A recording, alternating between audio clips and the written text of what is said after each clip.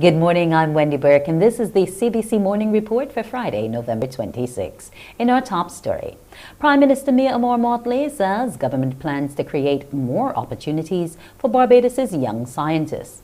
She's also suggesting additional resources and efforts be poured into increasing scientific research facilities and capabilities on island.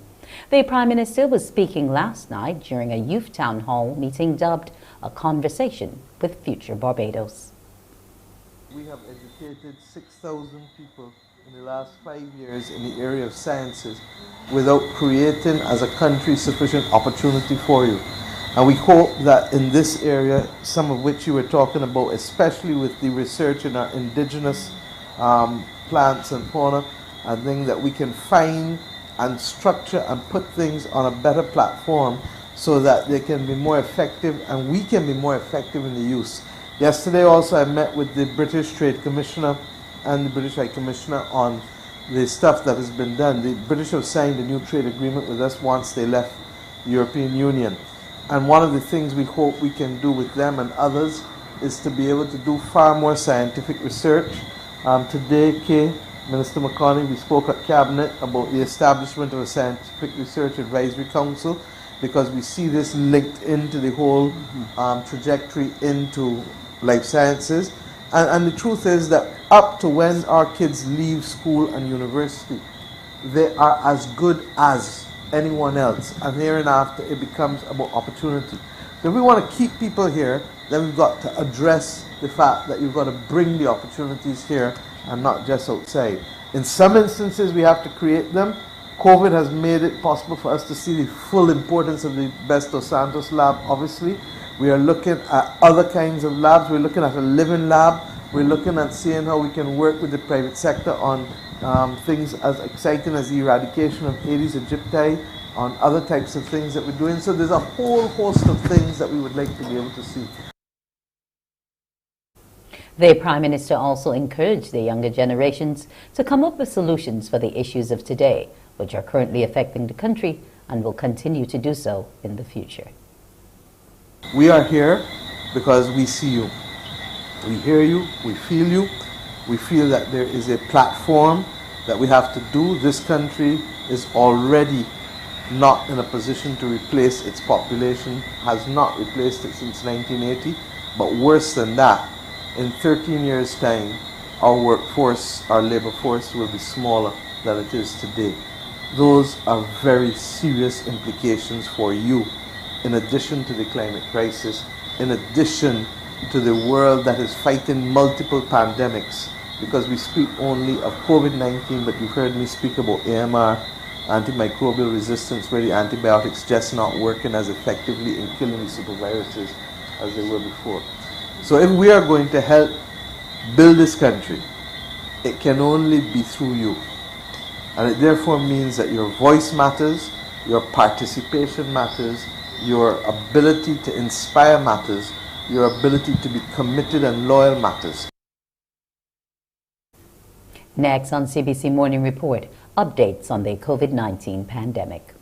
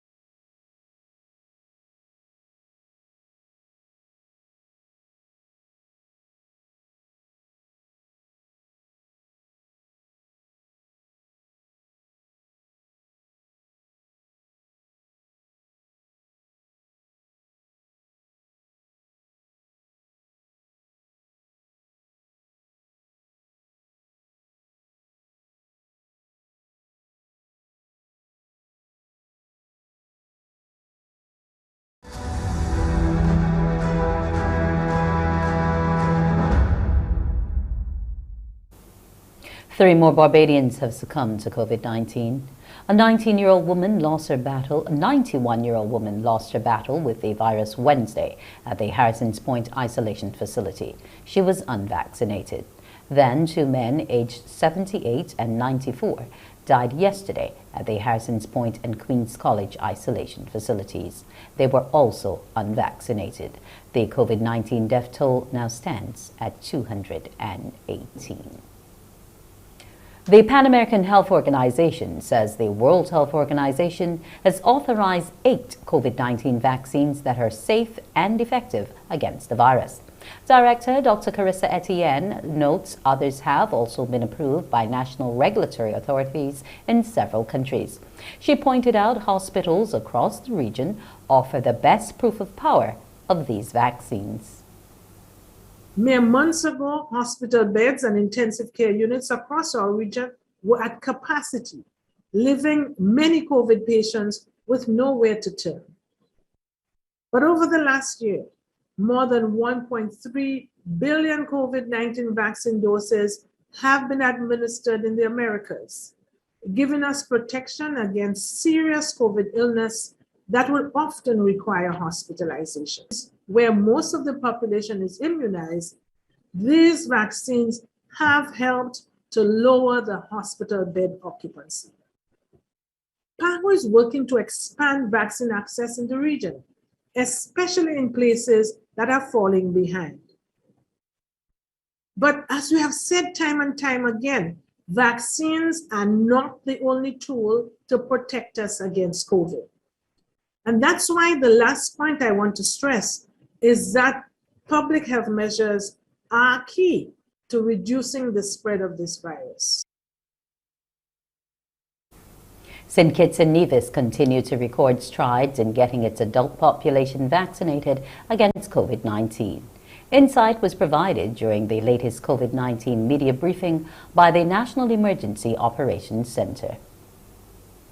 Now, this shows the data disaggregated. So yes, 79.7% of the adults in our federation have received the first dose, but then you realize it's broken down by island. 84.2% of adults in St. Kitts have received the first dose. 67.9% of the adults in Nevis have received the first dose. And so we want to reach out to the adults and the children, 12 to 17 years, both islands, to come on board. Because again, if you are unvaccinated, you're vulnerable. 52.4% of our total population is fully vaccinated. So we've done well, but we still have work to do in terms of our vaccination drive.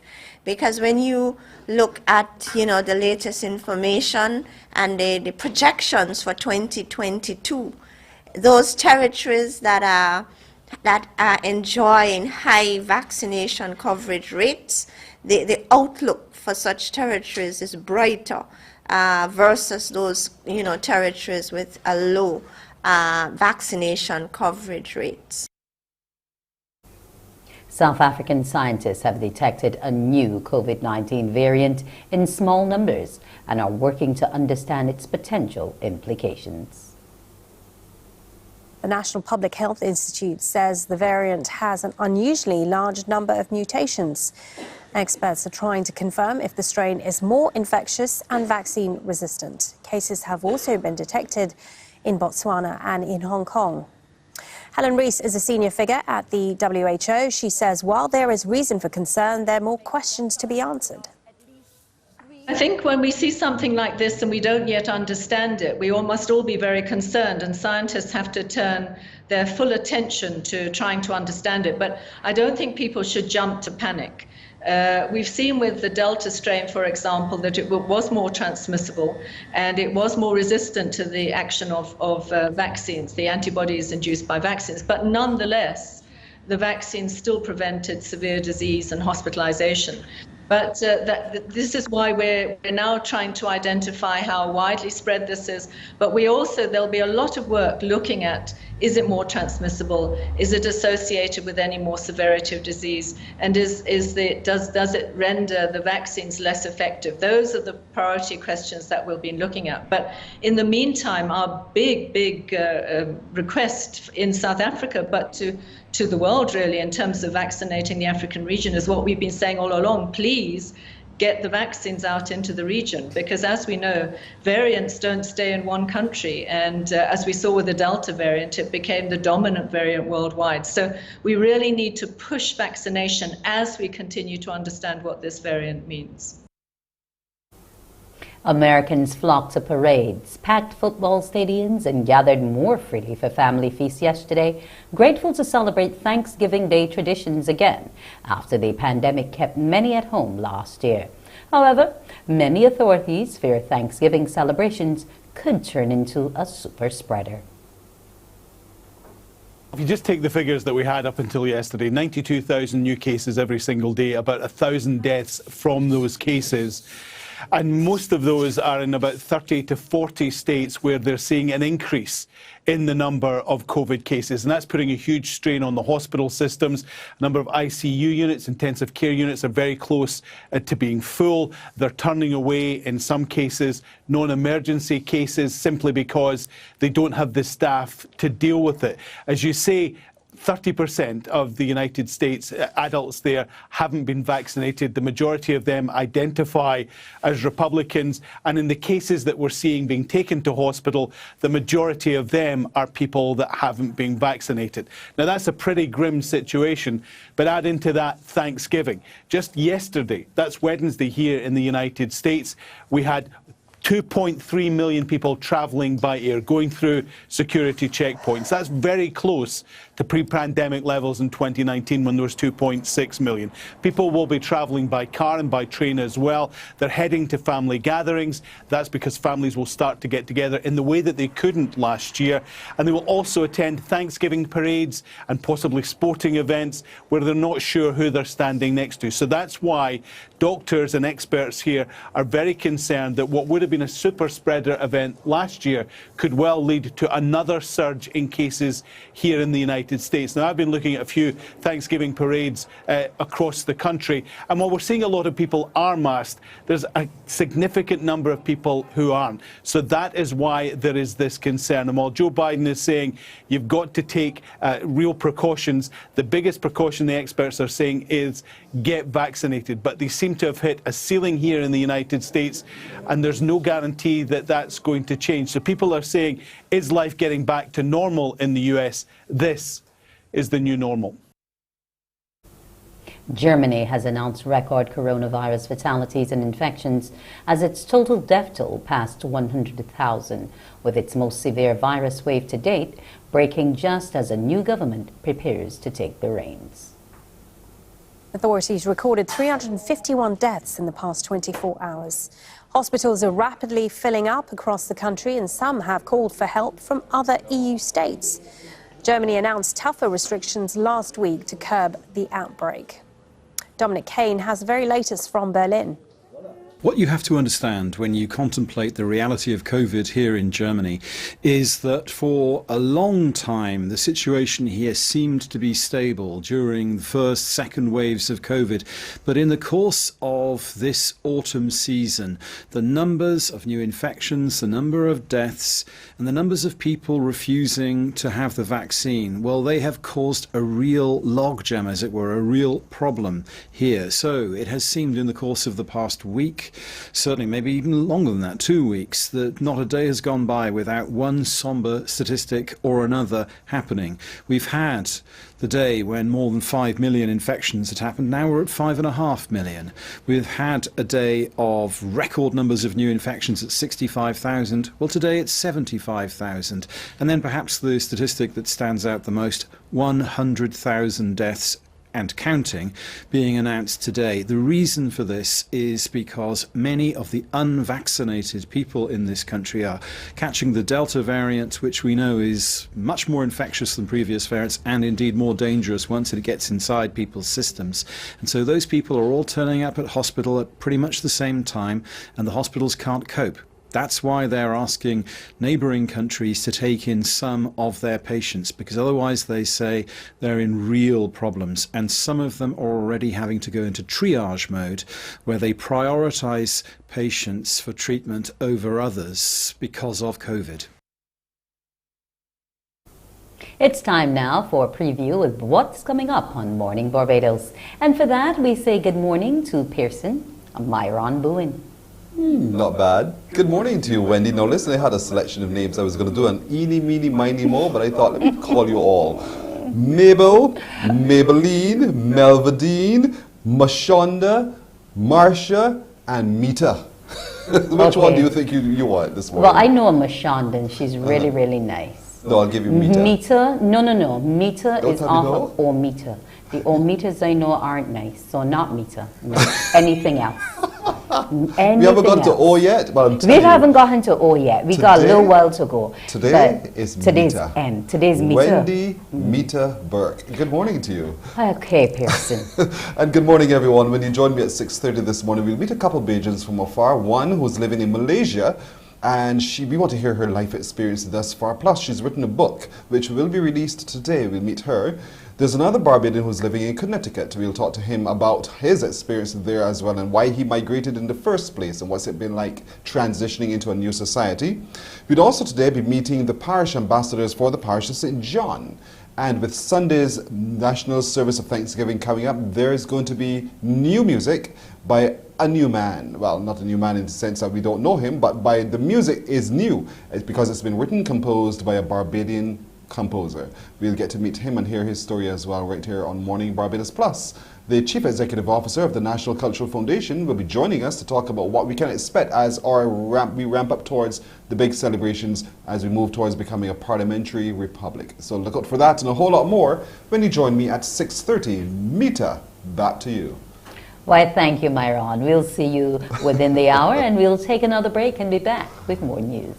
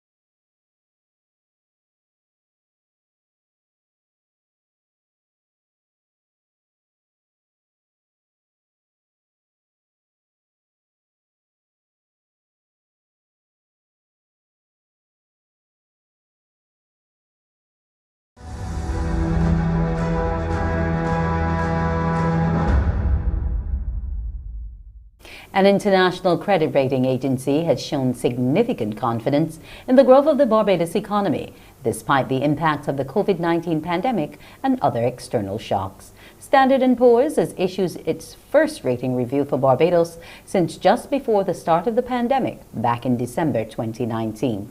As a result, Barbados has retained its B- rating in the last review. The financial services company has also described the outlook for the island as stable. S&P says this stable outlook reflects its view that despite the near-term impacts of the hurricane volcanic ashfall, and the ongoing pandemic on the economy that led to a slower than expected recovery, Barbados continues to make progress under its domestic BERT program. In addition, S&P has forecast a pickup of economic recovery in 2022 as Barbados manages these impacts and believes that tourism will gather momentum late this year into 2022 as airlift capacity and vaccination rates increase. Meanwhile, senior economic advisor to the Barbados government, Dr. Kevin Greenidge, tells CBC News that the S&P rating represents a significant plus for investor confidence as the country heads into a new year. He says it is especially significant given the many challenges that have faced the country since the last rating review in December 2019. A lot of investors will look at the ratings and see how they're moving. We had countries in our regions, I don't want to name countries just like that, but a number of countries are in neighboring region, this our Caribbean region that had actually downgrades or negative ratings outlook review, right? So investors looking for safe place to put funds will look at our, in fact, we maintain our rating even through the pandemic as a sign of confidence that in S&P, the rating agencies, the international community, IMF has put into our what we are doing. So that only argues well for Barbados. Dr. Greenidge adds the maintained rating is especially significant in the region of the Americas.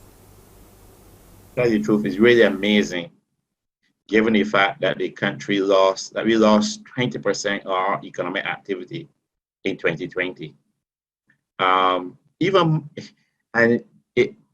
Let me tell you why it's even more amazing, because S&P, the Standards & Poor's, from the start of the pandemic to now have not upgraded any country in the Americas. They're monitored about 32 countries. They have not upgraded any country in the Americas.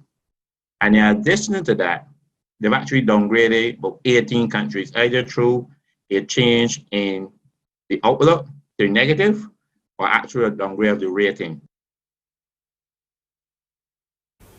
Some local farmers stand to benefit from the Water Energy Food Nexus sub-project being done by the Food and Agricultural Organization in some Caribbean islands. Barbados will be part of this $5.4 million project, which has been in the making for the last year, which offers a new approach in support of food security and sustainable agriculture. Morning Report spoke with Policy Officer for the Environment and Climate Change, Jacinto Buenfil, about how the pilot project can benefit the local farming community. What we're actually doing in Barbados is that we are piloting solutions that are technically sound, that are climate resilient, and we also including sustainable practices so that small-scale farmers can improve the conditions of their systems or the production systems, and that they can have better water efficiency and increase access to water. So one of the tools, for example, that we are implementing is a tool that allows to select where we can put water harvesting solutions, and that in this way increase the availability of water for farming. We're piloting this approach, and the idea is that we can scale this up through other types of projects, for example, through the Adaptation Fund, because the idea is to increase the resilience of small-scale farmers to climate change. And in Barbados, we will develop a further project dealing with this issue so that we can scale up these technologies. It's a $5.4 million project. But this sub-project, this particular project on Water Energy Food Nexus, is approximately $1 million. That does not mean that everything goes to Barbados. You know, it has to be distributed in the whole countries, and also a lot of administrative and management is also included there. So it doesn't mean that each country will get, let's say, $250,000. If ever we needed a solidifying factor to get us through one of the most difficult periods since World War II, it is now. The observation from Prime Minister Mia Moore-Motley as she addressed the launching of the Republic Blend, a limited edition rum produced by Mount Gay, to mark Barbados' move to a republic on November 30th.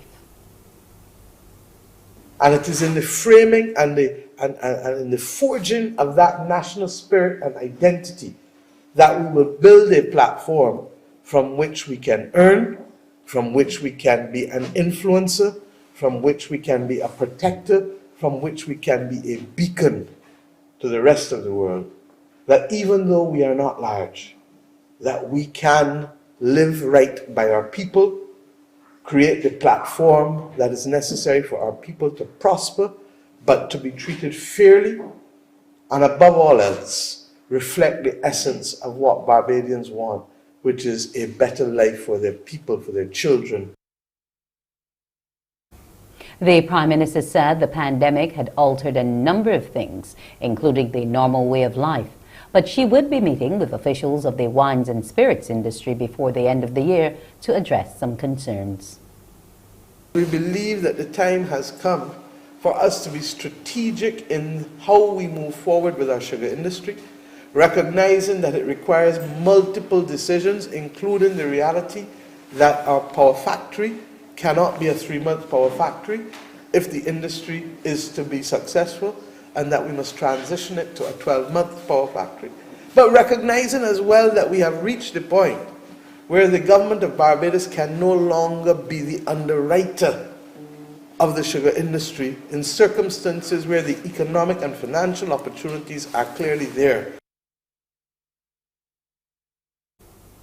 Protesters looted shops and set up burning barricades overnight in Martinique as unrest about coronavirus restrictions intensified in the French island territories in the Caribbean. During the past week in Martinique and neighboring Guadeloupe, demonstrators have taken to the streets in protest of mandatory vaccination rules for health workers, a requirement also in place in mainland France, and other restrictions related to COVID-19. This is one of the main hospitals in the city of Pointe-à-Pitre in Guadeloupe, and there is a protest here of some dozens of health workers. They are angry that the French government has imposed mandatory vaccination on all medical workers. Now, I must point out that the rules are the same for metropolitan France as they are here in Guadeloupe, and the health workers, though I've spoken to, though, have said that they don't want to be forced into getting the vaccine because some of them don't trust pharmaceutical companies. They don't feel comfortable with the vaccine. Others feel as if this is something simply being imposed on them. Nevertheless, there is just this real sense of not trusting the French government and not trusting the advice of the French government. And what is becoming more and more apparent here is that this protest has really morphed into something much larger than just about COVID restrictions. This is about many people in Guadeloupe feeling as if the French government are constantly telling them what to do, even though they are some 7,000 kilometers away in Paris and don't always listen to the concerns of people in Guadeloupe. Many people here saying that they feel Paris constantly treats them as second-class citizens. There are problems with high unemployment here. There are problems with poverty. A third of households in Guadeloupe don't even have proper clean drinking water. They say these are all problems that have been here for many, many years. The French government doesn't listen, and for them, in a way, these protests over COVID restrictions are an opportunity to voice their grievances over a number of issues. And has there been any response to these grievances by the French government?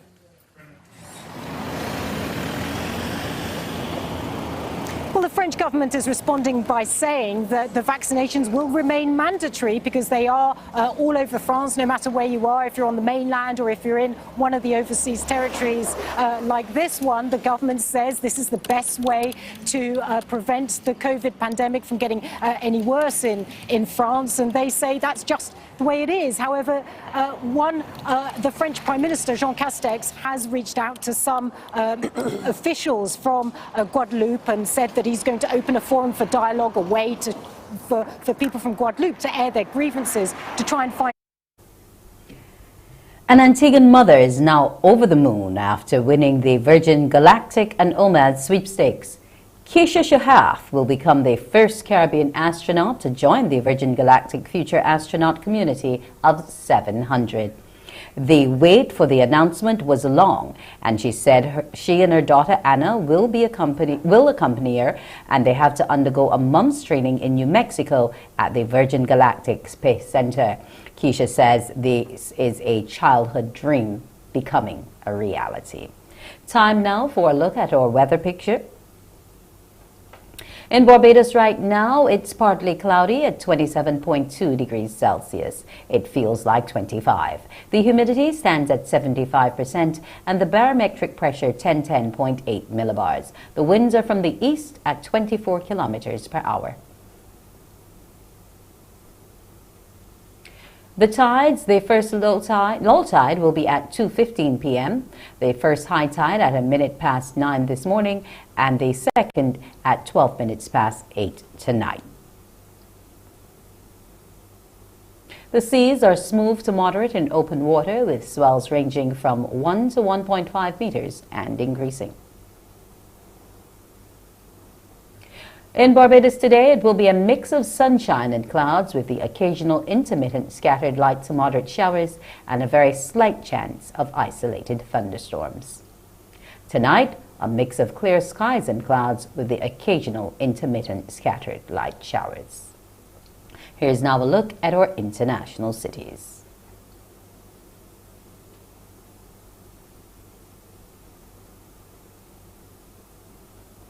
Before we go, one program note for you. The launch of the Kaipo digitization project will be aired, tape delayed, at 12:30 p.m. today on TV8. It's scheduled right after our next newscast, Newsday, which will begin at noon. Well, that's the end of it for this morning's report. We now join Pearson Boone for Morning Barbados. Wake up, wake up, wake up, wake up. Barbados, get up. Good morning. Good morning, Barbados. Good morning. Good morning to you. Good morning. Morning, morning, morning. Good morning to you. Good morning. Morning, Barbados. Good morning. Good morning to you. Good morning. Morning, Barbados. Good morning. Wake up, wake up, wake up. Morning to you. Good morning to you, everyone. Good morning everywhere. It's Friday, November the 26th, 2021. I'm Pearson Bowen welcoming you to Morning Barbados.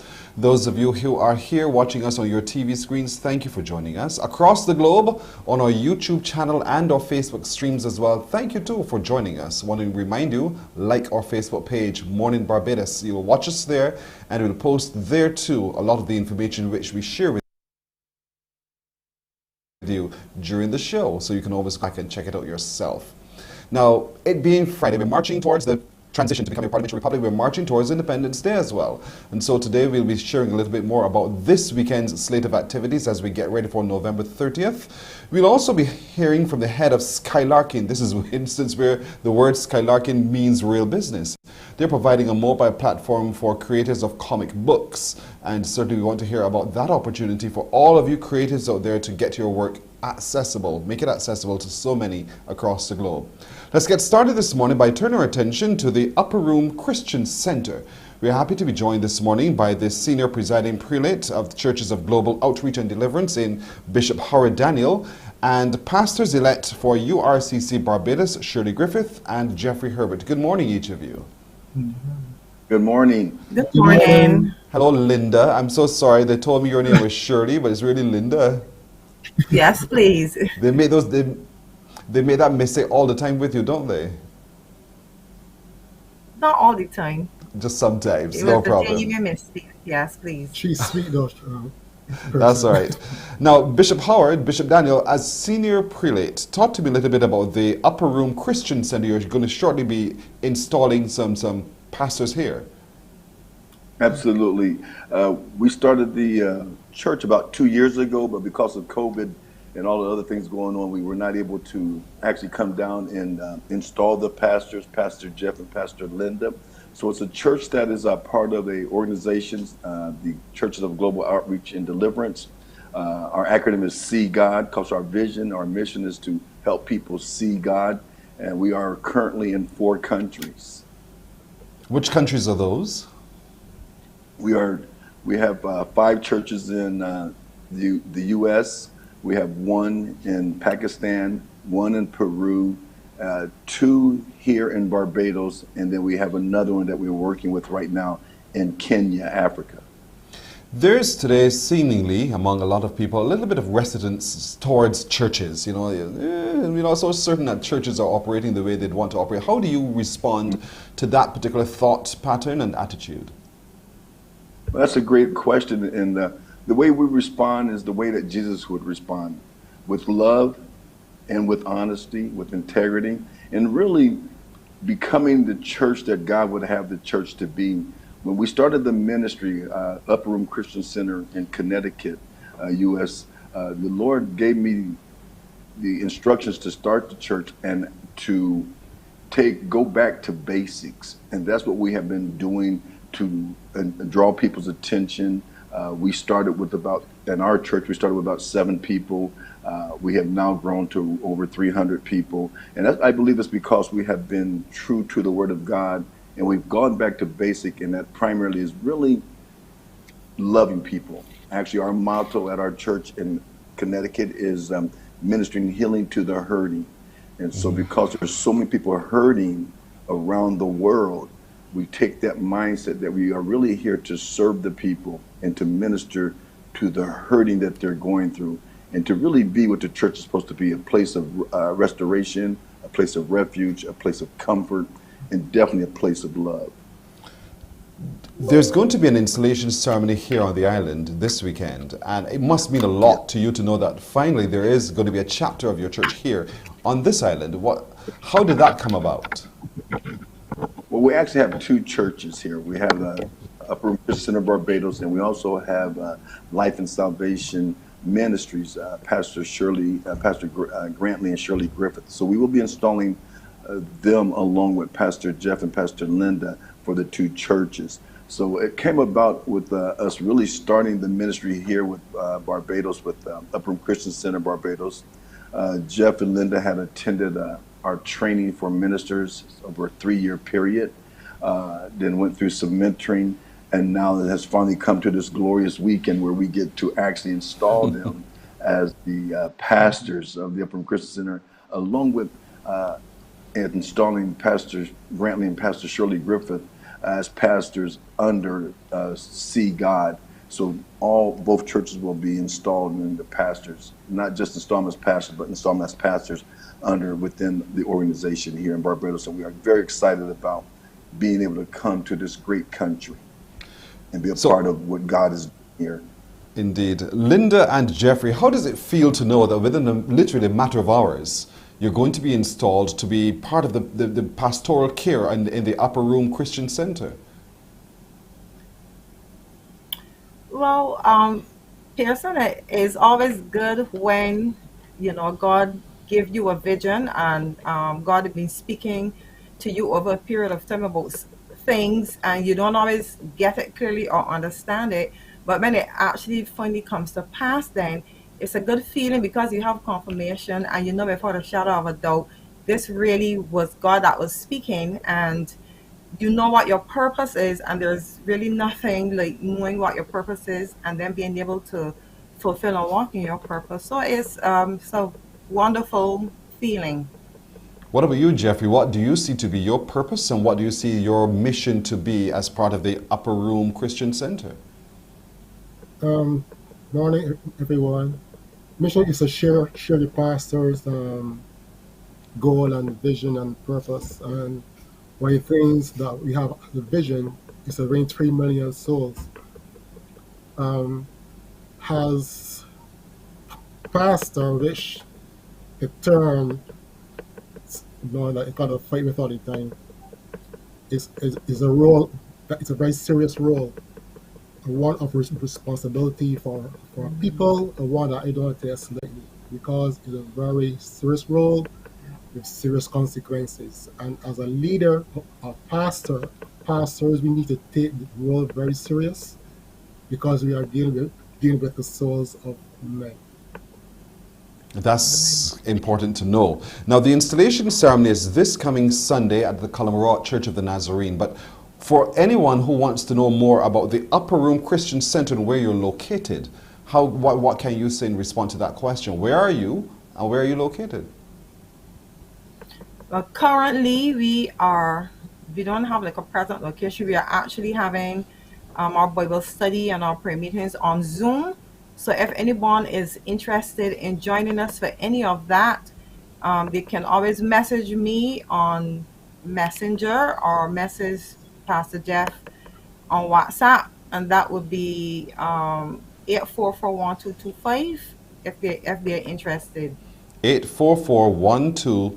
844-1225. Those are the numbers to WhatsApp your message to request how you can be a part of the Bible studies as you move towards now establishing your church in a physical building, in some way. Right. Is that the plan, though, in very short order to have your physical building from which you can worship? Yeah. Yes, please. What's That's the time? plan. What's the timeline on that one? Hopefully as soon as possible by next year, because this year is winding down very quickly. So we're looking to have it done by next year. It would be wonderful to have it done even before February next year. People are looking for places of comfort and assurance.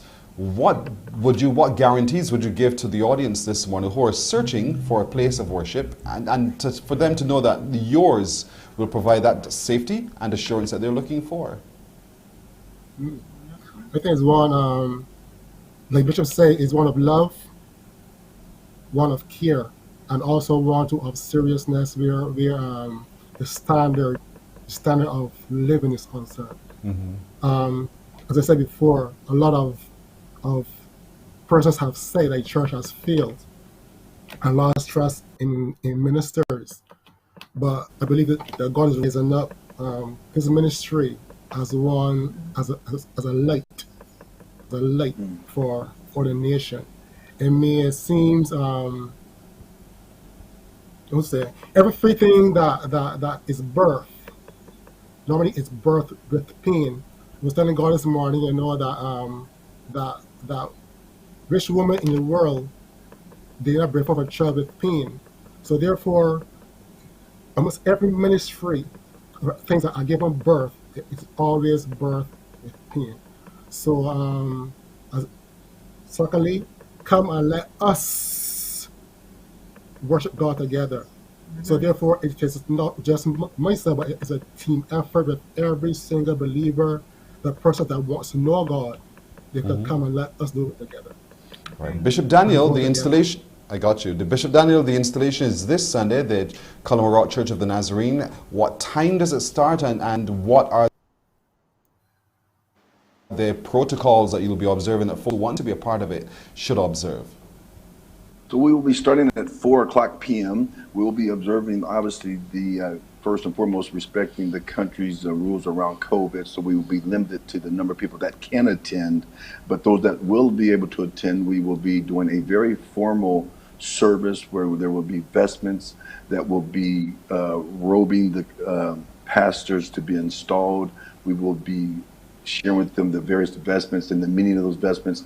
Then we will give them a word from the Lord as God has given me to share with them a message to encourage them, to strengthen them as they go on this journey to minister to the people of Barbados and abroad. It's just a great time. It's a great feeling. And myself coming from a very small town in Ohio in the United States, and to see where God has brought us to, my wife and I are just daily amazed at what God has done. Amen, indeed. So Bishop Howard Daniel, the senior presiding priest of the Churches of Global Outreach and Deliverance, along with Linda Griffith and Jeffrey Herbert, two pastors-elect who will be ordained and installed on this coming Sunday. The big installation is at the Colomarot Church of the Nazarene beginning at 4. I could only wish you the very best with your journey forward, and that the church does bring the relief that I know is birthed in your heart to share. Thank you so very much for joining us this morning. Thank you, Pastor. Thank you very much. You're welcome. God bless you. Likewise. We're going to take that break right here. We're coming back with more on Morning Barbados. Morning, morning, morning. Good morning. to you.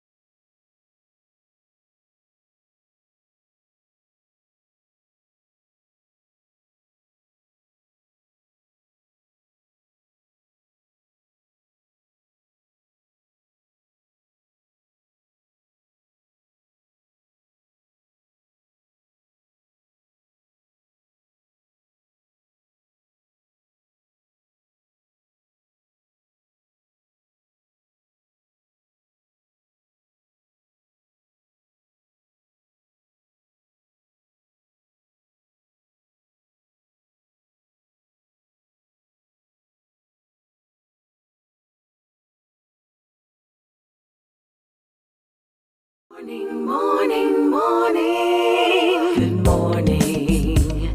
Good morning to you. 13 minutes now to go to the hour of 7 o'clock. We are on our road towards becoming a parliamentary republic, but there are a number of, I call it, global events which the world's eye is going to be on as Barbados transitions. And certainly one organization in Barbados who we know best placed to deliver at the level that we know that they can is the National Cultural Foundation. Joining us so we can look at the logistics and what's happening is the Chief Executive Officer in Carol Roberts-Reefer. Good morning to you, Carol. Good morning, Pearson. Only for you would I get up at this hour. And for that, I say a big thank you. Trust me, they're mine you are too. most welcome. But How are you? I'm well. How are you doing? I am getting there, but in great spirits. We are getting there, and we are all in great spirits. There's a lot happening this weekend. I know that your hands are full. So people are wondering, what are the logistics so that we can all understand how we can all enjoy and celebrate this weekend? So where do we start? All right, let's start with the fact that almost every essential government agency is involved in this exercise. It is not an NCF series of events. It's a series of national events that has brought together the Barbados Defence Force, the Royal Barbados Police Force, the Ministry of Transport and Works, National Housing, the Ministry of Housing, the National Conservation Commission, the BTMI is in there, of course the Ministry of Health, as we try to produce these events, as you said, to a global scale, but fully compliant with the current COVID measures, GIS, the Public Affairs Unit, CBC, all the other media houses. It's a mammoth effort. Because this is what we do, we produce events. We will be the face and the coordinator of these events in general, but it is just a huge effort in the national interest. So I just wanted to say that upfront. There are so many teams at work every single hour of the day, both public and private sector. There's going to be a very significant moment tomorrow in Bridgetown for the opening of the Golden Square Freedom Park. That means a lot in our history, but it is also going to be one of those signal moments that tells the whole world that we have come of age. So what's that event and how can we see it played out and what do we need to know? Well, that, Pearson, is the opening of the Golden Square Freedom Park. For decades, the average Barbadian, most of us, don't even let me say the average Barbadian, would have been unaware as to the exact location of Golden Square.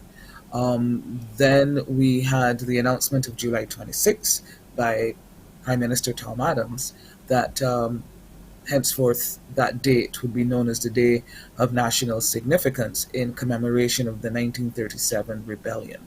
And every year, in large part, thanks to the Clement Payne Foundation, we will be reminded to reflect on the contribution of national hero Clement Payne and the very, very positive outcomes of the 1937 rebellion on the standard of living and the way of life for Barbadians, such that the quality of life that we now enjoy is as a direct result of the efforts of other national heroes, and of course Clement Payne in that pantheon as well.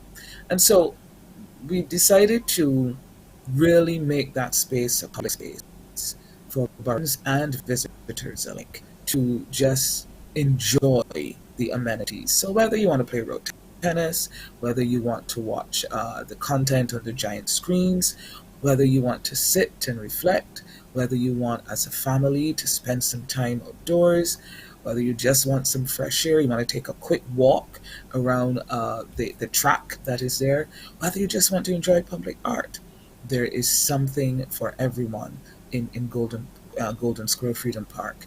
The artists commissioned to produce public art have done an amazing job. So whenever you have a chance, I encourage all of you to just pay a visit to the Golden Square Freedom Park. So it will officially open on Saturday. And to just highlight the contribution and the historical significance of our capital city, Bridgetown, we are going to have a series of what we're calling in the course of the day, starting. We're going to get that sorted out in just a moment. Right, there you are, coming again. So whether you're passing through town and in the area of Jubilee Garden, Codd's House, which is by the Jewish Synagogue, Prince William Henry Street, or Chamberlain Bridge, Hero Square, or even Fairchild Street by the former Barbados Workers Union headquarters, you will be just in time to see enactments that are being coordinated by Michelle Cox and her team of fine actors and dramatists. And then, of course, the official day starts at 4:30 and runs at about 6 o'clock.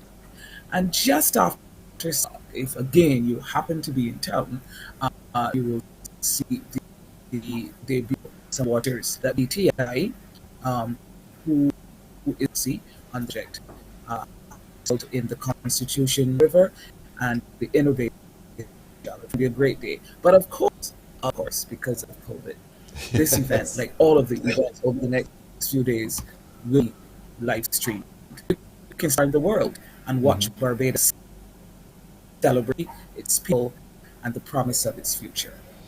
Indeed, so it's going to be quite spectacular. I can't wait for how tomorrow, so when you head down to Bridgetown, don't just head down to Bridgetown, head down to also to be a part of those pop-up displays starting from Jubilee Gardens and ending at Golden Square Freedom Park. And if you can't make it, of course, you can watch it right here on TV or watch it on your favorite mobile platform as well, because it will be shared with the whole world. And speaking of the whole world, we do know that we have quite a large contingent of foreign journalists from far-flung places who are going to be here. The world, literally, their eyes are on what we're doing. That must in itself, I don't know, it caused my hair to rise when I heard you guys talk about it.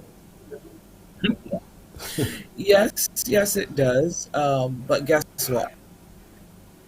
Showing the best that we can be for ourselves.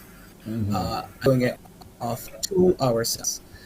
So it's not that we're going to do this to the best of our ability and be in our best because we're watching. It is we're going to be doing this and the world. Yes.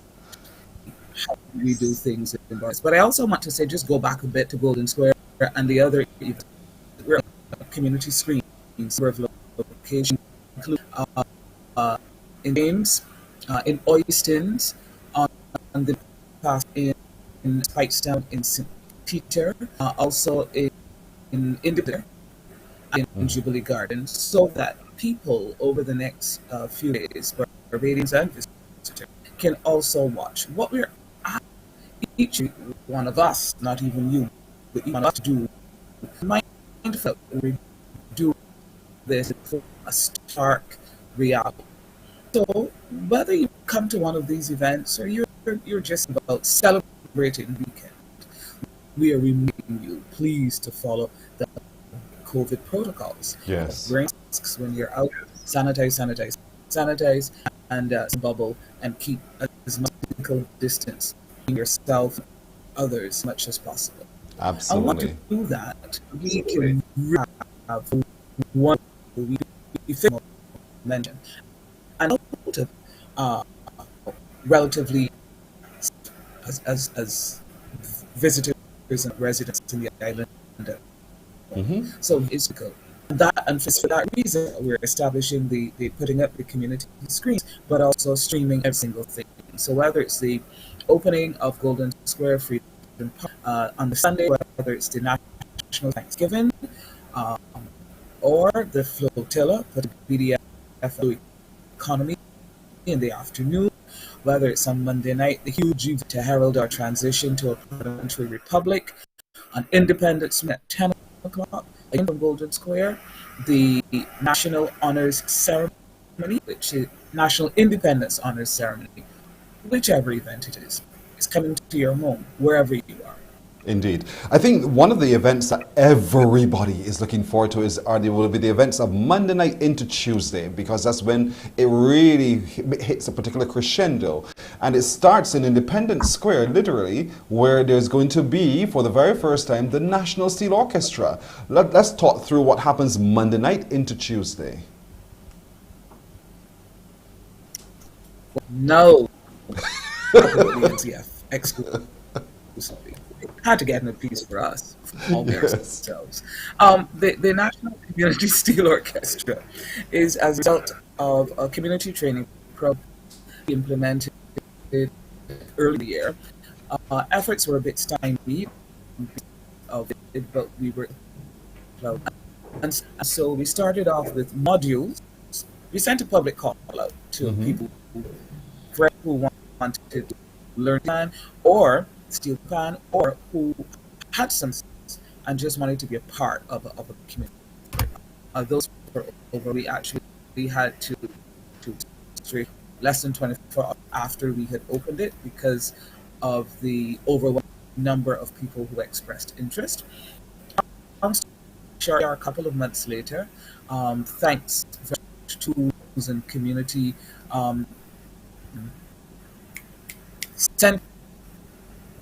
centers that allows to have those indications, and so we are 190 strong, directed by Lori Worrell, with a cadre of assistant director led by our music officer Kevin Moore.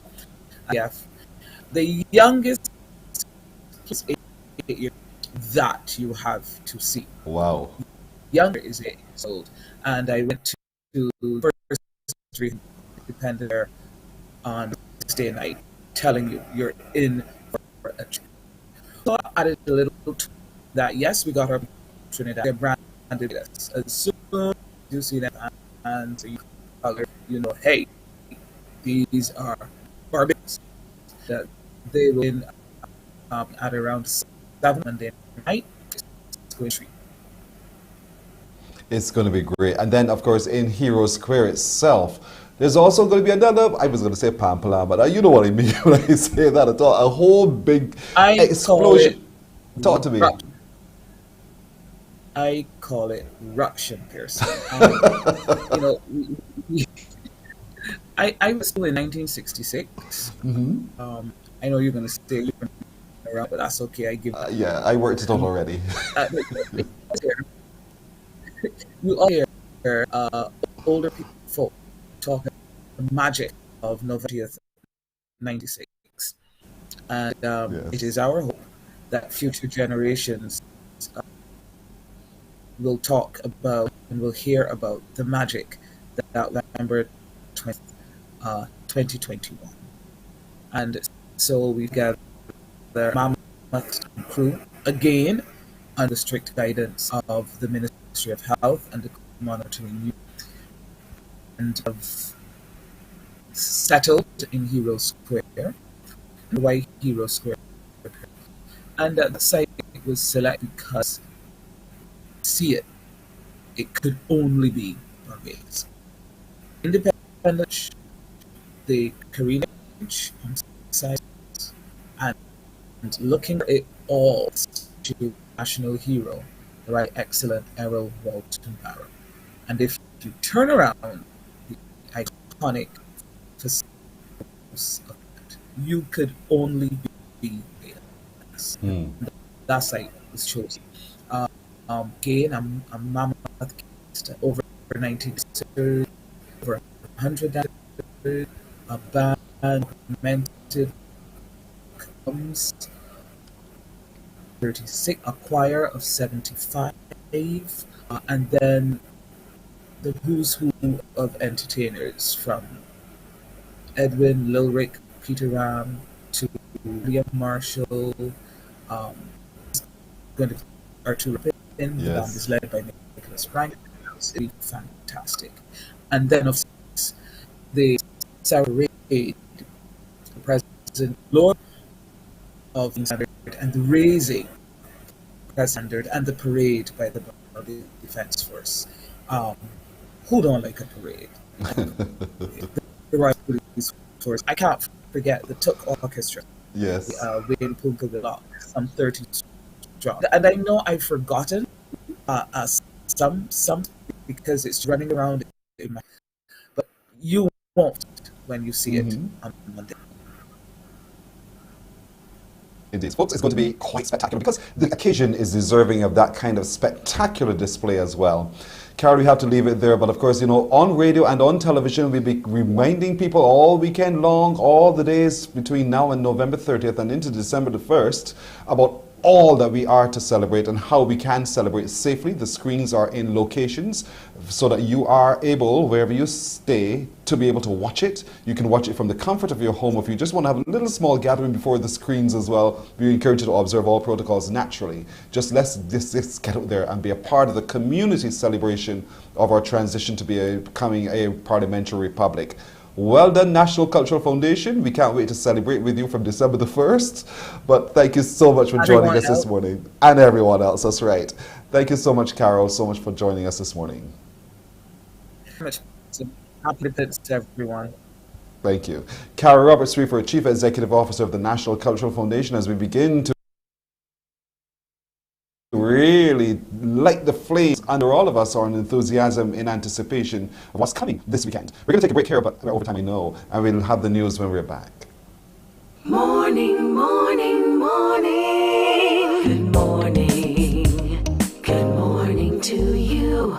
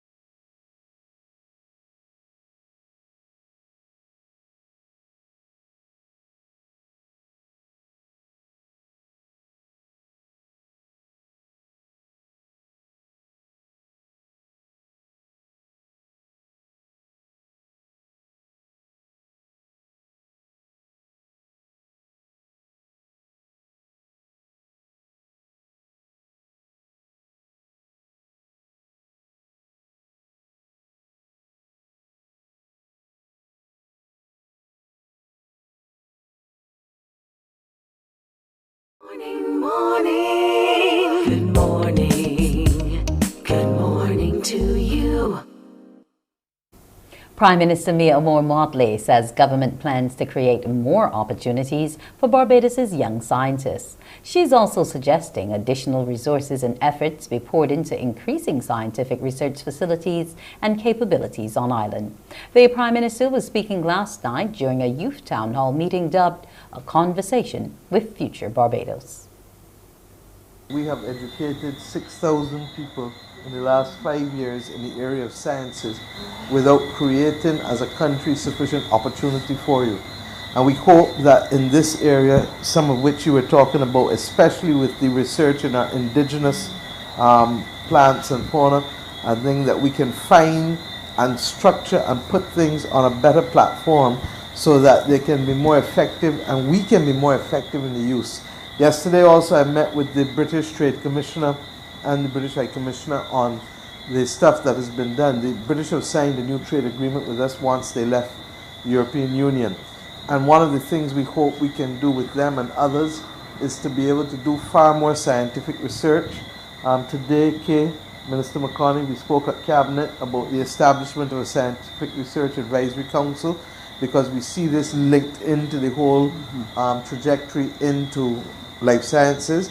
And the truth is that up to when our kids leave school and university, they are as good as anyone else. And hereinafter, it becomes about opportunity. So if we want to keep people here, then we've got to address the fact that you've got to bring the opportunities here and not just outside. In some instances, we have to create them. COVID has made it possible for us to see the full importance of the Best dos Santos lab, obviously. We are looking at other kinds of labs. We're looking at a living lab. We're looking at seeing how we can work with the private sector on things as exciting as the eradication of Aedes aegypti, on other types of things that we're doing. So there's a whole host of things that we would like to be able to see. 3 more Barbadians have succumbed to COVID-19. A 91-year-old woman lost her battle with the virus Wednesday at the Harrison Point Isolation Facility. She was unvaccinated. Then 2 men aged 78 and 94 died yesterday at the Harrison's Point and Queen's College Isolation Facilities. They were also unvaccinated. The COVID-19 death toll now stands at 218. The senior economic advisor to the Barbados government, Dr. Kevin Greenidge, says that the S&P rating of -B represents a significant plus for investor confidence as the country heads into a new year. He says it is especially significant given the many challenges that have faced the country since the last rating review in December 2019. A lot of investors will look at the ratings and see how they're moving. We had countries in our regions, I don't want to name countries just like that, but a number of countries are in neighboring region, this our Caribbean region, that had actually downgrades or negative ratings, outlook review, right?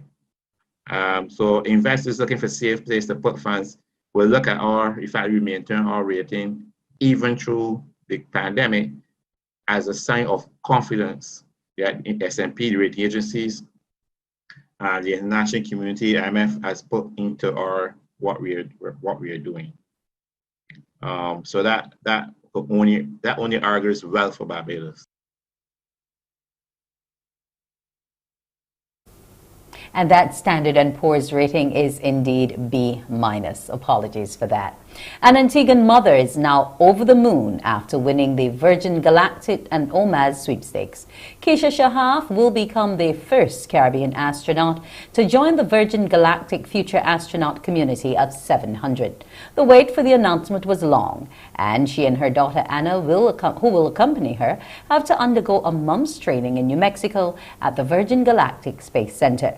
Keisha says this is a childhood dream becoming a reality. I'm just like high right now. I'm really high. I'm high on excitement, high on life. It's like for something so unbelievable to just manifest and come true. It's like so amazing. I'm really excited. And thank you so much for having me on here today, representing our nation, representing our Caribbean. Always had the dream to go to space. You know, as a child, you learn about space, you learn about astronauts, you learn about, other experiences, planets, what other possibilities could be out there. I've never had a fear of this knowing, of this exploring. I just always wanted to have a way to go out there, and obviously there's no way. But so then when I saw this opportunity, I decided, you know what, let me apply, let's see what happens with it. And just left it alone, and was so shocked to find out I became a finalist and then a winner. That was like, whoa, mind-blowing. Well, that's a wrap for news this morning. We'll take a break now, and when they return, you'll be seeing Pearson Myron Bowen. Morning, morning, morning. Good morning. Good morning to you.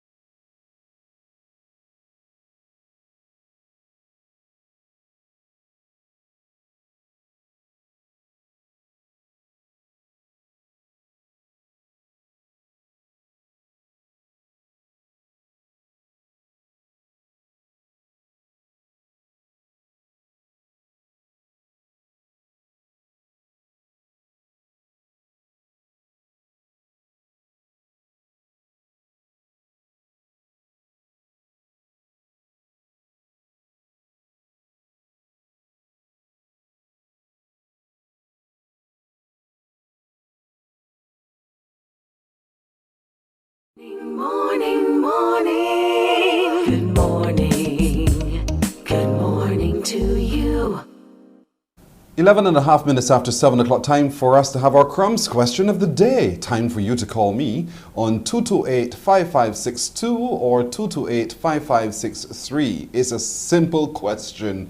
So let's get on the phones now, 228-5562 or 228-5563, because here comes today's crumbs question of the day, which is: the burlap sacks used for bagging potatoes and sugar in Barbados are also known as what? The burlap sacks used for bagging potatoes and sugar in Barbados are also known as what? 228-5562 or 228-5563. See how simple it is? That means that you got to be cracking right now on the phones. So call me now, 228-5562 or 228-5563. The burlap sacks used for bagging potatoes and sugar in Barbados are also known as what? Good morning, hello. Hi, good morning. Good morning. Yes. Good morning, good morning, good morning. Time to rise and shine. 228-5562 or 228-5563. Good morning. Let's try that again. Good morning. All right, see if anyone's there. I'm not hearing them. So the burlap sacks used for bagging potatoes and sugar in Barbados are also known as what? That's the question on the table. It's your turn to call. 228-5562 or 228-5563. Those are the numbers to call for you to win. When you win with Crumbs Bakery. Remember, there's a Crumbs Bakery somewhere near you. Good morning. Hello. Hi, good morning. Good morning. Yes, Are we having that problem again this morning? I'm not hearing the caller. Good morning. 228-5562 or 228-5563. Let's see again. Burlap sacks used for bagging potatoes and sugar in Barbados are also known as what? You all know this answer. Let's try again. Good morning. Good morning. Good morning. We'll work it this way then. Hi, what parish are you watching us from? St. George. St. George. What is your answer for me? A crocus bag. You're asking me a question. I'm telling you it's a crocus bag. What is your answer for me? It is indeed a crocus bag. The crocus bags. You're absolutely right. What's your first name? Pardon me? What's your first name? Cherville. Help me pose. Your name is again? Cherville. Sherville. Okay, Sherville, congratulations to you, Sherville. Stay on the phone, don't put down. We'll take some more details from you, because you are absolutely right when you said crocus bags is what we call it, really. Those burlap bags that we use for the bagging potatoes and sugar in Barbados. A crocus bag. So right. Thank you so very much for calling, and congratulations to you indeed. Now, at 14 and a half minutes after the hour of 7 o'clock, let's move along as we meet now the man behind All We Comics. His name is Mark Gibson. Mark, good morning to you. Good morning to you, Pearson. How are you doing? I'm doing well. Thank you so much. I'd like to see your face. So, Mark, tell me a little bit about what is it you do at All We Comics? So, All We Comics is an award-winning and the first mobile distribution platform for authentic Caribbean comic books. So in simple terms, go ahead. You can read comic books from Barbados, Trinidad, the entire Caribbean diaspora directly on your mobile device. Why are you offering this service? Well, all of my life I've been reading comic books, and in recent years I've had the fortune to meet not only many comic book fans here in the Caribbean, but also a growing number of Caribbean creators. And prior to All We Comics, there wasn't any platform for Caribbean creators to get their work out there. It's well and good for a lot of Caribbean creators to get their work out there, but they want returns from getting their work out there. Does All We Comics provide them the opportunity to also earn from their work? You are absolutely correct, Pearson. You hit the nail right on the head. All We Comics does offer Caribbean creators a chance to earn revenue from their content. We're not asking anyone to provide their content for free. Certainly not. Actually, at the end of this month, in about 4 days now, we will be rolling out the subscription aspect of our platform, where readers from anywhere in the world, as long as they have a mobile device, at this time an Android device, with iOS support coming soon, you pay a nominal fee, $2.99 US per month, and you got a la carte access to some of the best Caribbean comic books available anywhere. $2.99 when you say $2.99, right? US, yep, that's right. I just want to make sure $2.99 is $2.99 as opposed to $2.99 dot. So that's all right. So $2.99 and you're good to subscribe. So talk to me about how it's populated. How can people watching today get their chance to have their work showcased on all of eComics? Well, right now it's really simple. We've made it very, very simple, as easy as we can for creators. The first step is heading to the website, alluhwi.comics.com, ALLUHWI comics, COMICS.com, and there you can follow the site. Hit the Become a Creator button if it's your first time, and you as a creator have complete control over the uploading of your content. Do you get the sense that we really do have enough creators out there that would make this worth the while? Definitely. I've personally spoken to creators here in Barbados. I've spoken to creators in Trinidad. I've spoken to creators from the Caribbean who are living in Diaspora, and they get it. They understand immediately the value of having a platform like All Comics. Being able to upload themselves, especially now in this time we're living in a COVID world, and avenues like pop culture conventions, say like AnimeCon in Barbados or Alias Entertainment Expo in Trinidad, aren't available to creators at the moment. Those avenues were really important, giving creators like myself a chance to meet with our fans, our audience, and sell them directly. Right now, with COVID, we don't have that. I see you're doing some work with the National Library Service. Talk to me a little bit about how you're getting into communities, getting into schools, so that you build out the creation of this kind of work. So we've been very, very fortunate at this point to have this working relationship with the Barbados Library Service. Even in today's internet-driven high-tech world, libraries, I believe, still play a very important part for our communities. There's still very much places for people to find knowledge. I myself have always enjoyed going to the library, and the reality is that right now there aren't a whole lot of Barbadian comic books available at the library. So part of it is being able to inspire others. Part of it is also being able to give other people who are interested in comics, who are interested in drawing and writing, a chance to develop those in this area. So one of the big part of this collaboration with the National Library Service is that in the new year we will be offering a number of courses which will give people the skills, the knowledge, and the practical element of being able to create comic books, as well as other areas closely aligned to comic books, so like screenwriting for animation. Right now, globally, animation is very much a popular talking point. I know that Barbados, particularly the government, has a number of initiatives to develop animation in Barbados, and one of the programs we will be offering come 2022 is a course, very practically aligned course, giving people the chance not only to learn knowledge in how to develop an idea for animated projects, but also given that hands-on experience, and at the end they come away with not just the experience, not just the knowledge gained, but with a pitch ready animated project, ready that they can pitch that to other collaborators, get them on board to things like festivals, and really start getting animated content rolling out.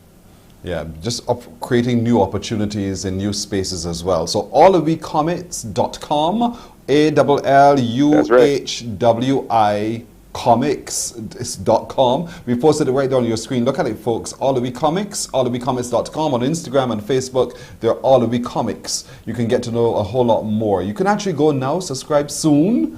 And in subscription, you get to expose yourself and read all of the other the works of comics really on your platform. If you're interested in uploading, go now to the website alluicomics.com and go through the process of uploading your work and get to know more about the creative work of these wonderful people doing all of this great work over there for real. Mark, it's a wonderful opportunity. I want to thank you so much for coming through to tell us a little bit more about it. I hope many people go online today. It's available on your mobile device. It's available on your desktop. It's just a great space to read comics if you're so driven. Mark Gibson, Chief Executive Officer of Alluicomics. Thank you so much for joining us this morning. Thank you, Pearson. You're very welcome. We're going to take a break here. We're coming back with more on Morning Barbados. Morning, morning, morning. Good morning. Good morning to you.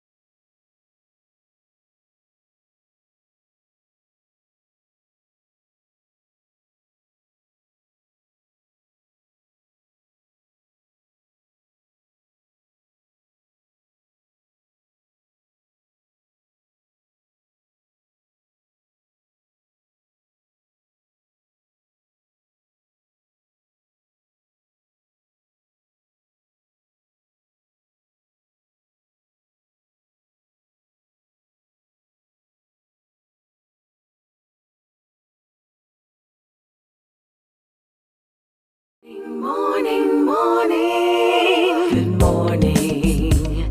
Good morning to you. Our next guest is just outstanding. He's a music teacher, composer, arranger, pianist. He is just Roger Gittins. Just say it like that and you get the idea right away. Roger Gittins, good morning to you. Hi, good morning, Pearson. You know, just the words Roger Gittins equals great arrangements. It's just so funny how you've, over the time, been able to create that particular equation as well. Congratulations. What does it mean now for you to be playing such a significant role of rolling out the music that becomes a part of our National Service of Thanksgiving as we head towards becoming a republic? I think it's a great honor and privilege. I was just awestruck that they asked me to begin with, and just the opportunity to write for the police band and on such a stage was just a wonderful opportunity, marvelous, man. It's a time in coming, because I know over the years you've been taking what would have been traditionally composed by other people and modernizing it to our own taste and flavor. So naturally it's a part of the progression. So what can we expect on Sunday when we listen and watch the National Service of Thanksgiving that Roger Gittins has composed or rearranged even? Okay, there are 5 pieces of mine that will be featured. First of all, there's going to be a setting of Psalm 46. I call it Be Still. Kelly Cadogan. She'll be doing solo voice on that, and it's for a liturgical dance, a single dancer. That's going to be, I think, very interesting and also very worshipful. The second piece will be Psalm 121. This is for choir, I'll be accompanying them. I will lift up my eyes to the hills. I lift up my eyes, yes. The third piece will be a feature for the choir and the police band. That is one that will premiere on this setting because it was just a sketch on my piano for the last few years, and this was an opportunity to actually flesh it out. So I took the first 3 verses of Psalm 92 and did some different things with it. Very Caribbean, but also a little different. And the choir and the police band, they'll be performing it. Then the fourth piece will be a feature for the police band, and I chose, this will also be premiered, I chose RPB's I Am Alive. I assume, and again, just the opportunity to write for the police band. I mean, they're a group of excellent musicians, so I just jumped at the opportunity. And the final piece will be a setting of Oh Jesus, I Have Promised, Caribbean type tune that I've written, and that's congregational. So I'm hoping that by the end of the first verse, the choir and those listening at home will have caught on to the tune, because most persons would never have heard it before. But it's a fairly simple tune, and I think it's very catchy, and hopefully persons will leave the auditorium or leave the setting of the service on Zoom or on CBC with that Caribbean flavor and in their mouths and their hearts. What I love is that you arrange for it's almost like you work it into our own language, our way of performing, our way of speaking and singing, but also with the Caribbean, what's the word I'm looking for? Instruments in mind. And that's the beauty of the work that you do, which is distinctly different from anybody else who are operating in that space. Yeah. One of the things I've tried to do is to write melodies and do arrangements where you don't even need a drum. Just the execution, the performance of the music, it sounds Caribbean. And having grown up in the Methodist Church in the 70s and the 80s, where we were singing Oh Praise the Lord by Noel Dexter and Send a Youth Quake by Pearl Mulrain. Those were staples for us as young people in the 70s, and so they became a part, that style of singing and writing became a part of who I am, and then I had a bit of time about 10 years or so playing the calypso, thanks to David Weatherhead, and that really sealed it for me, because I was introduced to even more rhythms and more ideas, more ways of arranging, and I just married that with my experience in the church. Roger, you just triggered that for me. Oh yes, we want a youth quake to shake this nation, send it, Lord, on this generation, turn us all inside out for you. Those are the words to that particular song written by Pearl. And that's the beauty of what you do, and I think everybody is going to get a chance to really enjoy your work. What's Roger's big plan for Roger's life? Well, I'm hoping that the music just doesn't stay here in Barbados. That it goes all around the world, and persons are able, when it comes to my sacred music, experience God in the way we experience God. We traditionally, we've done the hymns, and they're fine, and we've done the anthems coming out of England and Europe, and I mean, I love them, and they're still part of my repertoire. But I would like that, at least before I die, I think some of this music travels the world, and persons can hear and see what it is to experience God through our eyes and through our experiences, just as we have experienced God through European eyes. It'll be interesting for Europeans and other persons, Africans and persons of Asian descent, and experience God through things like Send a Youth Quake, and hopefully Oh Jesus, I Have Promised, the Roger Gittins tune.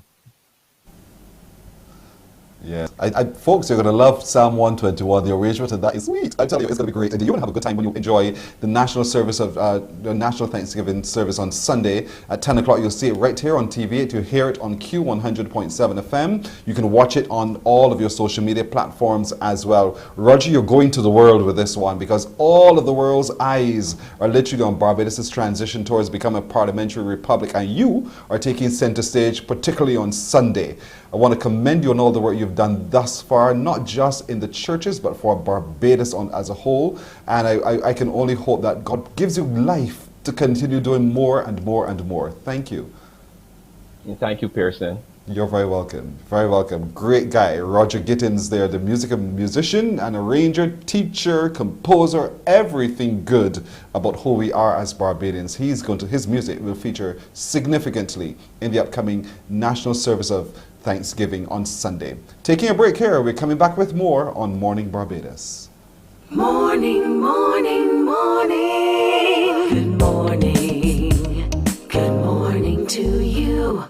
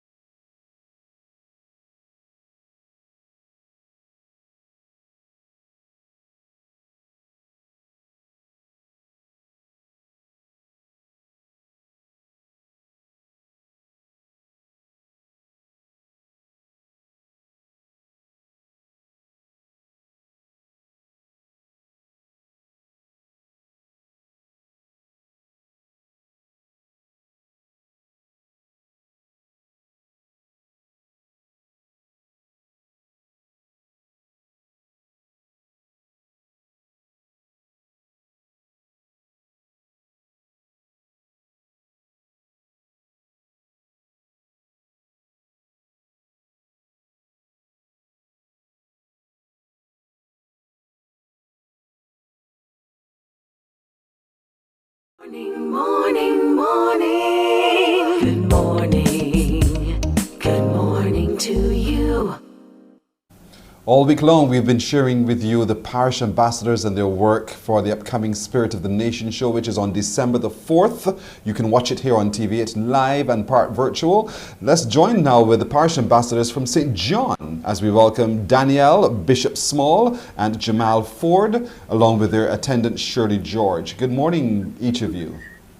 Good morning. Good morning, Pearson. Good morning, Barbados. Thank you so much for joining us. And your gold, St. John.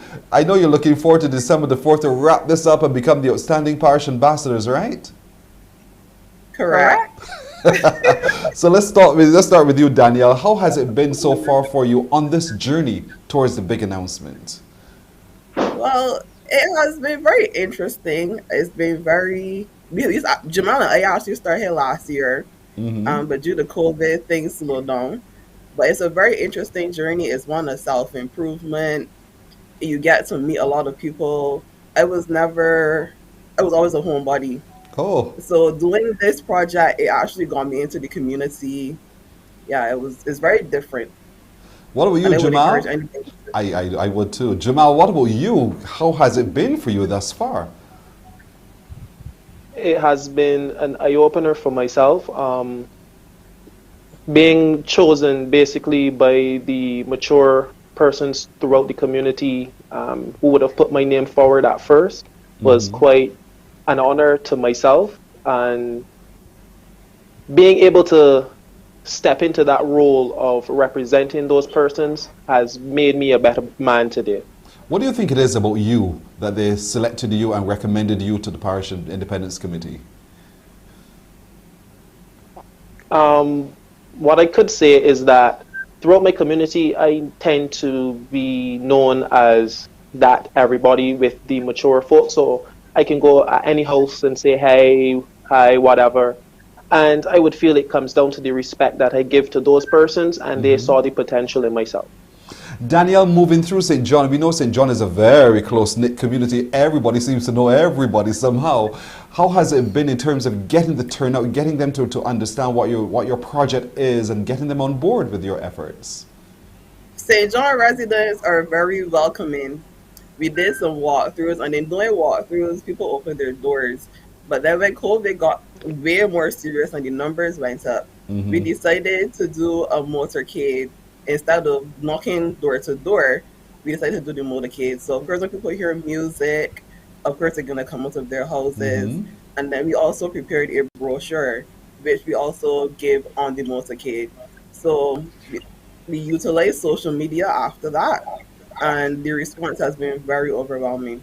You all sound so positive and so confident. I love it. I love it indeed. So Jamal, what is the project that you guys have been working on? Our project basically was Reach 2021, and we have been striving to showcase the indigenous sport of road tennis through entrepreneurship throughout the community. And that's been going well so far? Well, yes, it has been. Due to the COVID pandemic, our movements throughout the communities have been limited. But through our human resources and extra work, we as a team have been able to fulfill all that we seeked out to do and accomplish it through all the hardships and everything. Surely you have two young, well-spoken ambassadors for the Parish of St. John. Congratulations on your choice. So talk to me about how has it been for you working with them? It's been an amazing journey, very interesting. Because I came into the program quite late, but they're too amazing. It's very focused. I can tell they have their heads on and they know exactly what they're working on and what to achieve. Now we're preparing for December the 4th. Yeah, we're preparing for December the 4th. So what between now and December the 4th do you think you have to do to get them even more focused and prepared? So being the month of November, we have shifted the focus a little bit to all things Beijing and all things St. John. So you will see on our social media, on both Instagram and Facebook, St. John Parish Ambassadors, we're like posting little things about interesting persons from St. John, who persons may not know they were from St. John. Right. Some Bajan-isms, some dialect, some phrases, that kind of stuff. Nice, and it's a good way to keep everybody involved and keep everybody active as well and stay focused as well. This is good. I am so excited to meet you all in person, for real, you know, because you guys sound so positive, very focused and very good at what you're doing as well. So you would have done a lot of the recordings thus far, which will make up a part of the final going forward. How has that, Jamal, we'll start with you. How has it been doing a little differently this year? How has that been for you? I would say it was a bit challenging. I'm more, like Danielle is a homebody. I'm more the outdoors kind of guy. I like to use my hands in terms of building stuff or being in the earth itself. So it was a little challenging, but with a lovely partner such as Danielle, we were able to partner and come together in such a way that she would handle most of the more technical stuff. Yes, I would be there as well, but where she excelled, she would step forward, and where I excelled, I would step forward. So it has been a great collaboration. That's a beautiful partnership. But listen, Jamal, behind your head, you have some images there. Rackets? You play road tennis? Yes, please. Yes, please. Those are some of the rackets. That was throughout our project in trying to mesh the entrepreneurship side of it, where road tennis is indigenous to the country of Barbados, and we as a people don't really push it that much. So we were brainstorming different ideas and stuff of what we could potentially do to revamp road tennis as a sport. So behind me you would see some of my artwork, which is called pyrography, which is the art of burning things into the surfaces of wood. And I would have done that on multiple rackets. So you can see above there's a lion. Can you reach and get it, or is it? Sure. Bring one. I can get it. They're not moved. Well, this is your morning to showcase your work. Yeah, there's basically a birthday cake on this one. This one is basically a bird. Just simple stuff. Nice. To show the possibilities of anything. Up here is just more wood, but it's basically like a Yes. lion. Yes. You can basically do anything from portraits to business logos. It basically came down to an aspect of the entrepreneurship and showing persons that some of the talents in which they might have can be utilized in many different forms. Wow, you are poised to take off. Jamal, you have just showed your work to the world. Congratulations on all that you're doing indeed. I have to leave it there, but your guys are so really good, St. John. Thank you so much for joining me this morning. I wish you only the very best with your outcomes in the final of the Spirit of the Nation show, which is on December the 4th. We can't wait to watch you, and I know all St. John is rallying behind you this morning. So thank you, Shirley George, attendant, Danielle Bishop Small, and Jamal Ford, who are both the parish ambassadors. All the best, all right? Thank you. Thank you. You're very welcome. Wow, what a spirit they are exuding there in St. John. We're going to take a break here. We're coming back with more on Morning Barbados. Morning, morning, morning. Good morning. Good morning to you.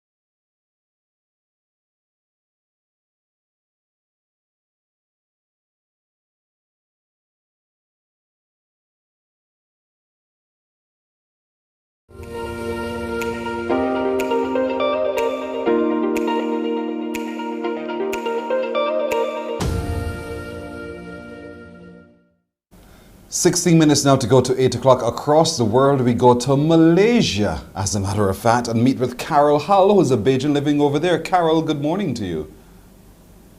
Good morning, Pearson. Well, it's good morning Barbados, and happy independence. Thank you. It's morning my time. What time is it there in Malaysia? Yes. It's exactly 12 hours ahead, so dear. we are at 7:44 p.m. So my first question is, Carol, what are you doing over there? I don't know. I'm just joking. It was quite a surprise to me too. I'm actually here accompanying my husband on a work posting. So we were first in Singapore, and then we were relocated to Malaysia.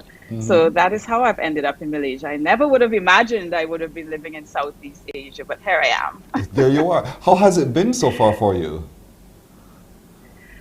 It has been an amazing experience. Singapore, first of all, was I think you know, when you're on the west, you know, in Barbados or United States, you see these countries on the news and so on.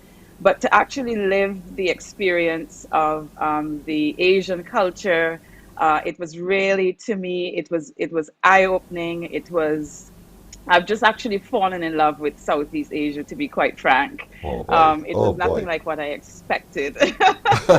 So how long have you been there now? So we lived in Singapore for 2 years, but we've actually only been in Malaysia since March of 2021. So we came in the midst of the pandemic. So what is it about the culture that you've fallen in love with so much that you know tempts you to want to stay? What is it? Well, I don't know about staying yet, but it is. It is that, I think, person, it is that, it is so different. And I think, for one thing, the way families live in Southeast Asia has been quite a surprise to me. They're actually very close-knit in terms of how families are structured, how they live, even in the way that they eat. They first of all, let me say that the cultures are actually diverse. So there is the Chinese culture, but you also have, for example, in Malaysia, you have a very strong Indian culture, and then there's also the Malays. Right. So it is, Singapore and Malaysia are like a mix, and there's also Western culture as well. In fact, Singapore is actually quite Westernized. Ooh. So so living there, you get this wonderful mix of cultures, but particularly, I think, the food. I was coming to that. The food in South. The options must be amazing. It's amazing. It is truly amazing. It actually reminds me a bit of Trinidad, to be honest. Yes. Now, you've written a book which will be released today. Yes, Tell me a little bit about the book that you've written. Yes, I would love to. So the book is called We Will Prevail. And I wrote this book. I'm actually, just to say a little bit about myself, I am a wife and a mom. I am a scientist, but I'm also a gospel singer and songwriter. And this is my first book. So I had my first book. So I had released an album in 2019, which was called New Things in Singapore. And one of the songs on that album was called We Will Prevail. And it really speaks to that verse in Revelation 12, verse 11, that says, and they triumphed over him, meaning, any elements of evil, the enemy, by the blood of the Lamb and by the word of their testimony. And another way of putting that is they prevailed. And so I wrote that song really as an encouragement to any of us going through difficult times, even now with this COVID-19 pandemic, to encourage us, that by the blood of Jesus and by the power of his Holy Spirit, we can triumph, we can prevail. And so it was kind of a journey towards writing this book, but I felt like the Holy Spirit was commissioning me to write this devotional. It's a 30-day devotional, and also incorporate aspects, because it says by the blood of the Lamb and the word of their testimony. And so I incorporated testimonies from my own life and the life of people that I know, my family members, and to sort of, really demonstrate how Jesus in our lives makes the difference and can cause us, can bring us to triumph over any circumstance, any trial. Everybody's looking for hope. Everybody's looking for some stability. Yes. They want promise, and there is a promise of a better world to come. But to get there, we must prevail. And so your 30-day devotional allows us step by step, day by day. There's one for every day that would reinforce for us, what it is that we need to stand fast and stand still about, but yet still to be able to forge towards that better world ahead. And this is great. Where's the book available? It's launching today. Where will it now be available? Yeah, so it's on Amazon.com. You can go there, Amazon.com, put in We Will Prevail by Dr. Carol Hull Jackson, and you will find it there. And also on my website, JCJM Global, you can also find the links there to purchase the book. And it's an ebook. You can get the ebook, and you can also get the paperback book. And you can also purchase the album, New Things, because each day is an expansion of one of the songs on the album. So there are 10 songs and 3 devotionals for each song. And you can also get that on Amazon.com. That's what you're busy. You're busy, Dr. Carol Hull Jackson. And the book is called We Will Prevail. It's available on Amazon, or you can go to the website JCJM Global, and you can get it there as well. I want to and get the album to go along with it. It is such a pleasure talking with you this morning, and even though you're all the way over there in the night, We want to wish you a very good day Yes. still. And Thank I you. hope that you get a chance to also celebrate our independence by keep watching what we're doing. You'll see it live from Yes, I sure Barbados. will. Yes, I sure will. Happy Great. independence and also God's blessing as we become a republic. Amen. Thank you so very much. Amen. Dr. Carol Thank Hull you. Jackson, the author of the book, We Will Prevail. Get your copy today by going to Amazon and order. We're coming back with more right after this.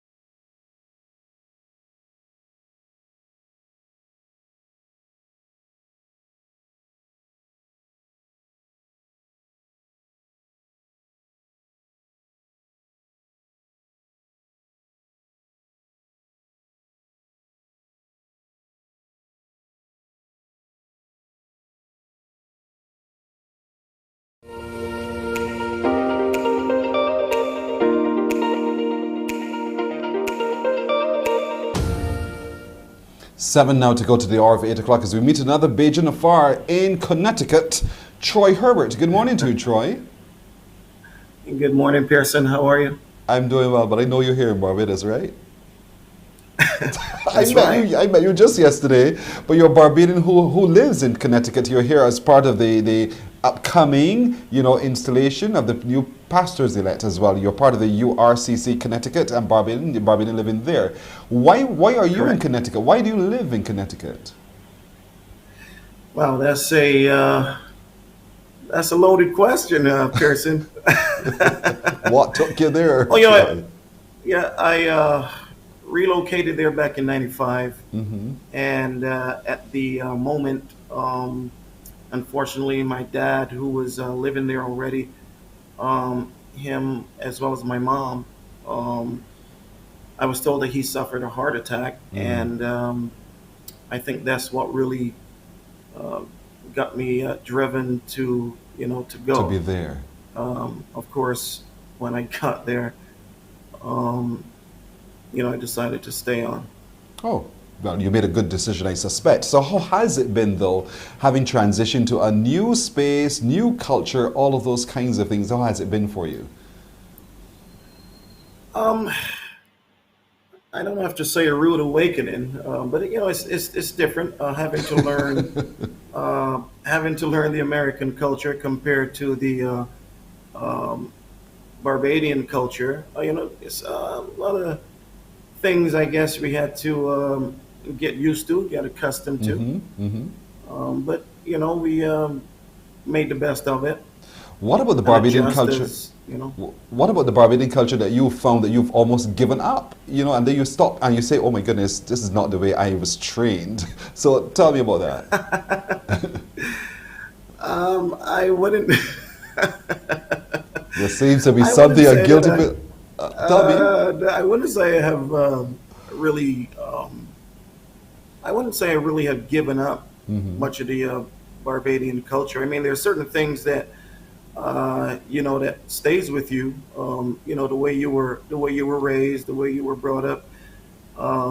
Being in Barbados as a child coming up, your parents always made sure that you came up in church. There were certain things that that you were taught in the home. I like to say that in the home as a child growing up, it wasn't a democracy, so you didn't have your own way. You can do as you wanted to do. So, certain things, you don't really move away from certain things. Although you get older, you can make your own decisions. When was the last time you were back to Barbados? Before now? That was actually 3 years ago, I believe. Have you seen any changes over those 3 years? Yes. No, I'm curious as to what, because I live here, I don't know them. So tell me what you see that has changed. Well, I would have to say the infrastructure.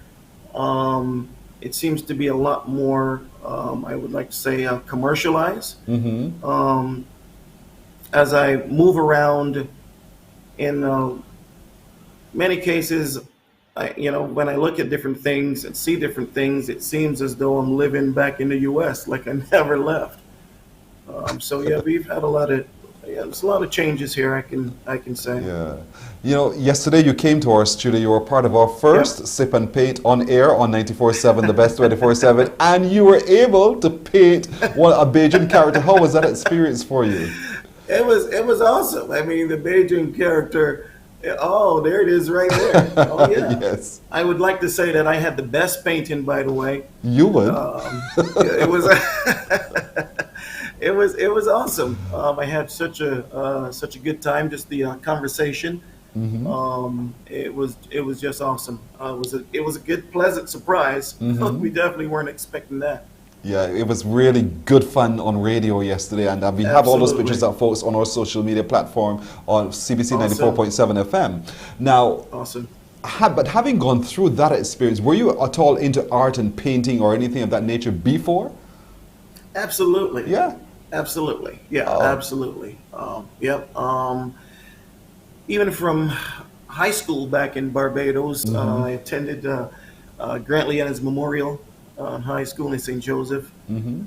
Even there, I was art student back then, and after relocating to Connecticut, I remained involved in art. Yep. So, do you get a chance while in Connecticut to encounter many Barbadians, or is it such a rare thing when you see one? Connecticut is a little different. So every so often I would encounter, a Barbadian here and there. You hear the accent, and it catches you off guard. You look around and you ask, "You're from Barbados, right?" Yes. But but it's kind of rare in Connecticut. You more run into a lot of Barbadians if you're going through New York. Okay. Well, Troy, it's been a pleasure talking to you this morning. Thank you so much for joining us for Morning Barbados and to encounter life in your eyes from Connecticut. Thank you so much. Thank you. Thanks for having me. You're very welcome. You're very welcome indeed. Troy Herbert, a Barbadian. He's home here right now, but he lives in Connecticut. Yesterday we had a blast in our Paint and Sip on air on 94.7, the best 24/7. Today, as a matter of fact, and there you go, that's in our big cultural studio. That's where they were having their grand old time with Tisha in the morning yesterday. And today, this afternoon at 2, join us on 94.7 in the big studio, where we'll be doing our special Know Barbados and Win Live. I'll be asking the questions. Competing will be Tisha, Mr. Blood, Kimberly, and Black Rose Supreme. It's going to be a great afternoon. 2 o'clock this afternoon on airs, and we will be online as well, so don't miss it. You'll have little to no excuse, as a matter of fact. So do join us on air and online as we stream it live as well. So that's at 2 o'clock this afternoon. And for those of you who are looking for something special this weekend, the tea party at the Christchurch Parish Church is on. I trust you've already called and ordered your ticket. They do deliveries, so do call as soon as possible or go to the church office today. It's tomorrow between 3 and 5, and they're going to be doing things in 30-minute slots. It's at the Ivan Harewood Center. So go to the church office of Christchurch Parish Church today and get your ticket. Is all going towards a very worthy cause. Rushing because we're out of time. Thank you so much for joining us today. Our little crew of Alicia Alves, Grant, producer, Roel Ford, our technical director, sound engineer Christopher Blemon, and master control, we have Ryan Kennedy and Tamisha Green. I'm Pearson Boyne. Thanking you so much for joining us. We do look forward to seeing you again soon. Take care. Have a wonderful weekend.